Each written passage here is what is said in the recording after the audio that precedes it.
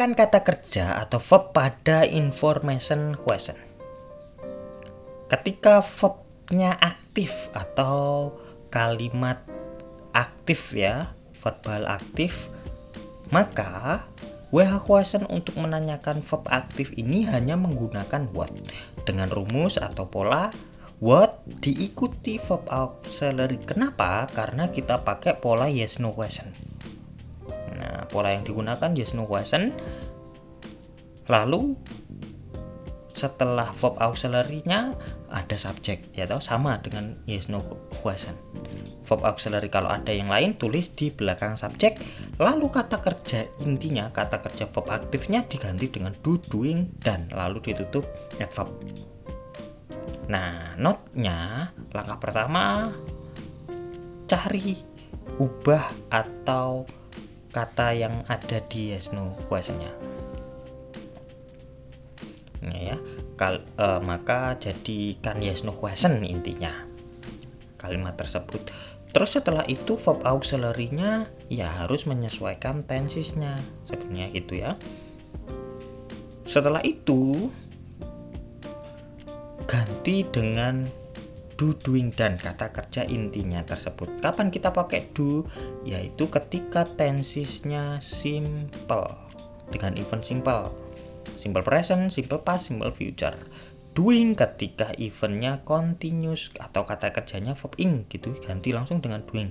Kata kerjanya verb 3 maka diganti dengan dan. Nah, ketika menanyakan verb ini apabila verb diikuti objek, maka objek wajib teman-teman hilangkan. Terutama objek langsung, objek yang berhubungan dengan verbnya. Kalau objek tidak langsung nggak apa-apa teman-teman cantumkan. Contoh objek langsung bagaimana? Saya membelikanmu roti atau saya membelikan roti untukmu. Yang berhubungan dengan kata kerja yaitu roti yang dibeli. Si penerimanya yaitu kamu. Kamunya nggak masalah, nggak dihilangkan. Kalau rotinya wajib dihilangkan. Contoh, you buy books in the store, kamu membeli buku di toko. Nah, langkah pertama tadi karena sudah jelas ya tensesnya yaitu simple present, maka jadikan yes no question. Nah, kalau di statementnya yaitu do you buy books in the store, karena diganti dengan WH question maka buy-nya kan yang ditanyakan, maka diganti dengan do. Nah, makanya ada double do ya. What do you do? Nah, kan setelah buy ada books yaitu objeknya, maka books dihilangkan. What do you do in the store? Apa yang kamu lakukan di toko? Contoh kedua, Enid Blyton has written the new book. Enid Blyton menulis buku baru. Nah, langkahnya sebenarnya sama juga, jadikan yes no question-nya.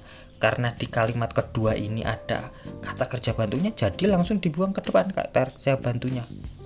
Kalau satu ya satu saja ya. Kalau lebih dari satu maka yang lain ditinggal. Nah, has-nya saja yang ditaruh depan.